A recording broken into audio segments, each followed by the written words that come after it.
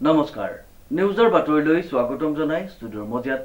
মই ইকবাল দাস চাহুকাজিৰ বাতৰি ঘিলামৰাৰ এখনি অগ্ৰণী শিক্ষা অনুষ্ঠান প্ৰগতি ইংৰাজী মাধ্যম বিদ্যালয়ত স্বাগতম বহাগ নামেৰে এটি অনুষ্ঠান অনুষ্ঠিত হৈ যায় নিউজৰ ৰিপৰ্ট ঘিলামৰাৰ এখন অগ্ৰণী শিক্ষা অনুষ্ঠান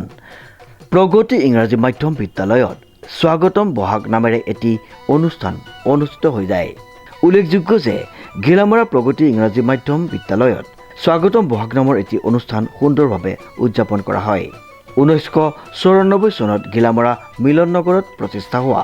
ঘিলামৰা প্ৰগতি ইংৰাজী বিদ্যালয়ে অধ্যয়নৰত ছাত্ৰ ছাত্ৰীসকলক বহাগ বিহুৰ প্ৰাসংগিকতা বহাগ বিহুৰ পৰম্পৰা ৰীতি নীতিৰ লগত পৰিচয় কৰাই বাপতি খাহুন বহাগ বিহুৰ মানদণ্ড বৰ্তাই ৰাখিবলৈ শিক্ষা দিয়াৰ মানসিকতাৰে বিগত বছৰৰ দৰে এইবাৰো স্বাগতম বহাগ আয়োজন কৰে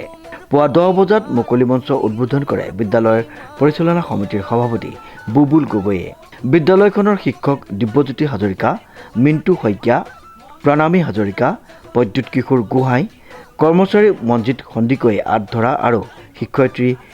শিৰুমণি বৰুৱা নৱনীতা গগৈ দিশা গগৈ ৰিম্পী শইকীয়া আৰু দীপশিখা হাজৰিকাই পৰিচালনা কৰা স্বাগতম বহাগত নাৰ্চাৰী শ্ৰেণীৰ পৰা নৱম শ্ৰেণীৰ ছাত্ৰ ছাত্ৰীসকলে বিহু নৃত্য টকা বিহু হুঁচৰি প্ৰদৰ্শন কৰি